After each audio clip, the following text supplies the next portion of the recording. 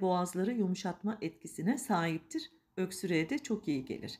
Dilimlemiş olduğum limonların bir kısmını cam bir kavanozun içerisine koyuyorum. Şimdi bal ekliyorum. 1,5 yemek kaşığı kadar bal yeterli oluyor. Herhangi bir bal çeşidi ekleyebilirsiniz. Bu karışımın içerisinde balın etkileri boğaz enfeksiyonlarını ve ağrılarını daha hızlı bir şekilde iyileştirmeye yardımcı oluyor. Benim kullandığım kavanoz 200 milimlik bir kavanoz arkadaşlar. Bunun için 2 tane büyük limon yeterli oldu. Kavanozunuzun ölçüsüne göre limon miktarını arttırıp eksiltebilirsiniz ama bir tane limonun suyu tam olması gerekiyor. En son koyacağımız zencefil miktarı yarım çay kaşığından biraz eksik.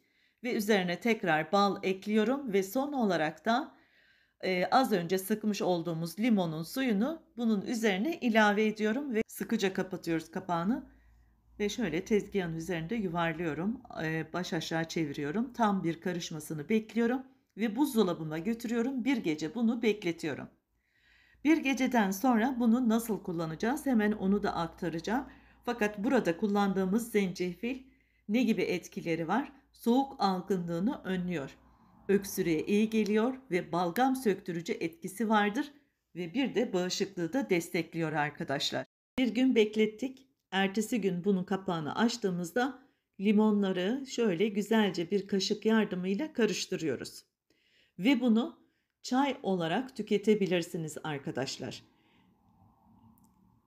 Bir limon dilimi yeterli olabilir ama şiddetli bir grip varsa ilk başlarda şöyle 2 limon dilimi ekleyip ve bu karışımdan da 3-4 kaşık suyundan ilave edin ve üzerine sıcak su tüketin.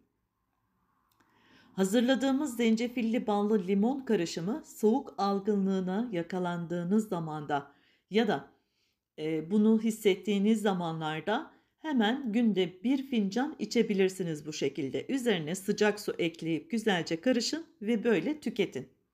Aynı zamanda mide üşütmelerine ve bulantılara oldukça etki ediyor. Bu gibi durumlarda da kullanılabilir. Bu vermiş olduğum tarif cam ve kapaklı bir kavanozun içerisinde buzdolabında 1,5-2 aya kadar muhafaza edilebiliyor. Malzemelere karşı hassasiyeti olanlar, hamile ve bebeğini emzirenler, kronik rahatsızlıkları bulunanlar lütfen doktoruna danışmadan kullanmasın diyorum. Hepinizi çok ama çok seviyorum. Kendinize iyi bakın. Türkan Yellowstone'dan saygılar. Hoşça kalın. İzlediğiniz için teşekkürler.